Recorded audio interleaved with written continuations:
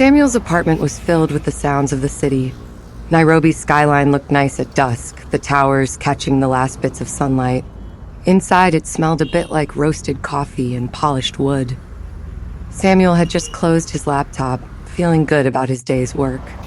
His consultancy firm was doing well, and he had worked hard for that independence. He leaned back in his chair, enjoying the quiet. But for Margaret, quiet was never enough. She came in without knocking, her shawl wrapped tightly around her shoulders, looking around with a mix of admiration and disapproval. Samuel stood to greet her, but he could tell this wasn't just a casual visit. "Samuel," she said, her voice serious. "You're 30. Do you know how many men your age have families? Children running around? And you?" She pointed at the apartment. "You're just here alone, working, eating, sleeping. Is this what you want?" Samuel poured her some tea, moving calmly. "Mother, I'm fine. I'm not lonely. I have my work and friends. Marriage will happen when it happens." Margaret's lips pressed together. She thought about her own youth, married at 20, raising kids before she even knew herself. Life was hard, but full. She worried that Samuel's life felt empty, no matter how nice his place looked. "Marriage doesn't just come when it comes," she said sharply. "It's a choice. It needs planning. If you won't plan it, then I will." Samuel chuckled a little, though he felt tense. "You can't choose a wife for me." "Oh, but I can," Margaret replied, her eyes shining. "There's a young woman in Mavuno town, Clara. Beautiful, respectful, from a good family. I've spoken with her mother. We will travel there this weekend." Samuel paused, teacup hovering midair. "Mother, no, I'm not ready." "You are ready," Margaret replied, leaning in. "You're independent, yes. You have money, yes. But what is all this without a family? Without a wife to stand beside you? I won't sit by and watch you waste your years." Samuel set the cup down slowly, thoughts racing. He thought of the freedom he valued, late nights with books, quiet mornings with coffee, the city waking outside his window, the ability to choose his own path. Marriage, in his view, wasn't just a box to check, but a bond to honor. And bonds, he believed, shouldn't be forced. Margaret's mind wandered to the whispers of neighbors, the pitying looks from her sisters. "Your son is still unmarried? 30 years old? What is he waiting for?" Each remark had stung her pride, each whisper had strengthened her resolve. She wouldn't let Samuel become a cautionary tale. Still, Samuel knew his mother well enough to realize that pushing back would only make her more determined. Sometimes, silence was the only way to settle a disagreement. Margaret stood, her shawl trailing behind her like a banner. "Pack your things. We leave Friday morning." Samuel observed her as she walked to the door, feeling a weight of frustration. He was independent, successful, content, but none of that seemed to matter to Margaret. To her, a man without a wife was simply incomplete. As the door closed behind her, Samuel breathed out slowly. He had built his life on freedom, but now, that freedom felt threatened. As the Friday morning sun peeked over the rooftops of Nairobi, it wrapped the city in a soft golden haze. But inside Samuel's heart, not a single ray seemed to land. By the door stood his suitcase, neatly packed with shirts and trousers, each fold feeling like a reluctant goodbye. Nearby hovered Margaret, her shawl snug around her shoulders, her eyes sparkling with a curious sort of triumph. "Are you ready?" she asked, her voice sounding less like a question and more like a door clicking shut. Samuel tugged at his watch, his jaw set tight as a locked chest. "I'm ready," he said, though inside him every feeling fluttered and pulled the other way, like a bird resisting its cage. The car rolled out of the city, leaving the tall, shiny skyscrapers and the busy hum of traffic behind. Out on the open road, The highway stretched ahead like a long, quiet ribbon, with fields of maize swaying gently and acacia trees dancing in the soft breeze. Inside the car, Margaret filled the silence with stories of Clara, her beauty, her kindness, and the proud reputation of her family. "Clara is everything a man could want," she said firmly, almost like she was announcing a grand truth to the world. "She will make you a good wife. You will see." Samuel's lips curled into a faint smile, but it wasn't a happy one, more like a shadow of a smile. "Mother, you speak as though marriage is a business transaction." Margaret bristled, puffing up like a startled bird.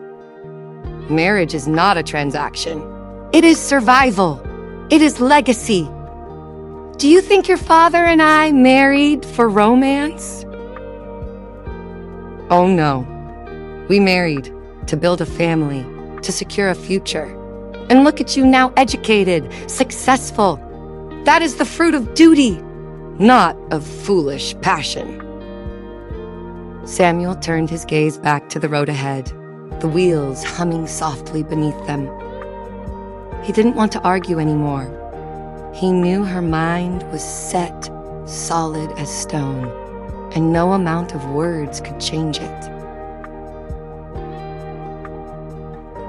Hours later, the little car rolled into Mavuno town, where everything felt bright and bustling, as if the whole place were humming with its own cheerful song.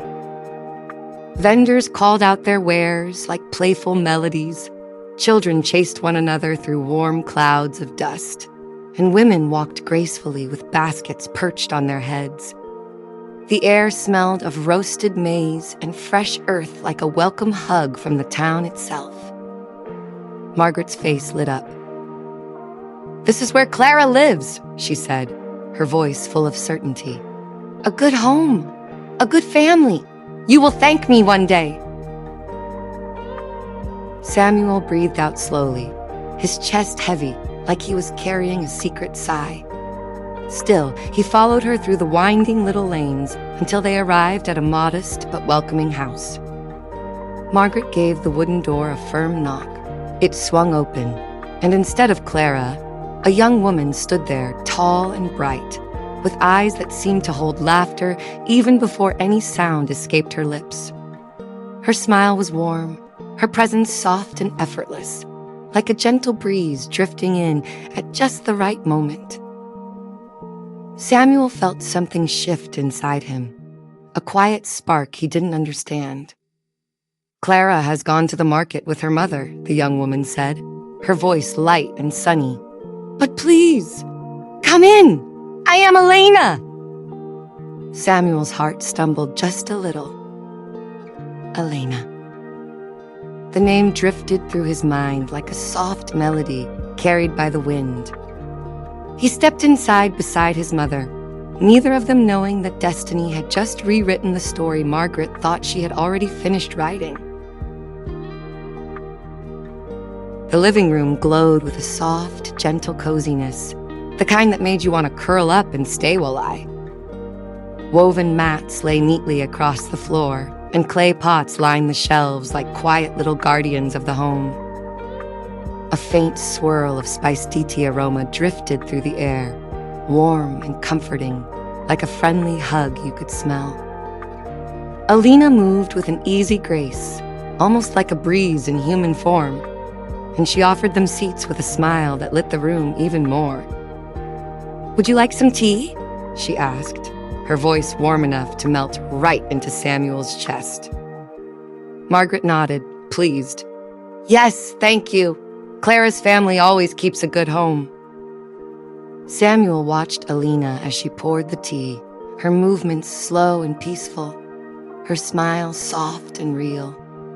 He found himself noticing everything about her, the gentle curve of her hands, the spark in her eyes, the way her presence seemed to sprinkle the room with quiet brightness. "So, you live here with Clara?" Samuel asked, breaking the cozy silence. Elena laughed, light and airy, almost like a chime in the wind. "Not exactly. I live nearby, but Clara and I are like sisters. We grew up together. I help her mother sometimes, and today I stayed behind while they went to the market." Her laughter was sweet and sincere, and it tugged at something deep inside Samuel. He leaned in, curious, drawn to her like a moth to a warm lantern glow. Meanwhile, Margaret sipped her tea happily, completely unaware of the gentle spark that flickered between her son and Elena. To her, this moment was simply a polite visit, a soft beginning before Clara arrived. As the afternoon sun drifted low and warm, the little town seemed to shimmer like a cozy storybook village. Samuel sat beneath a flowering tree, listening as Elena spoke, her voice gentle and bright, almost like a lantern lighting the air around them. She told him about the festivals that made the streets sparkle with music, about the children who laughed and chased each other by the river, and about the way the whole town seemed to hum with life when evening settled in.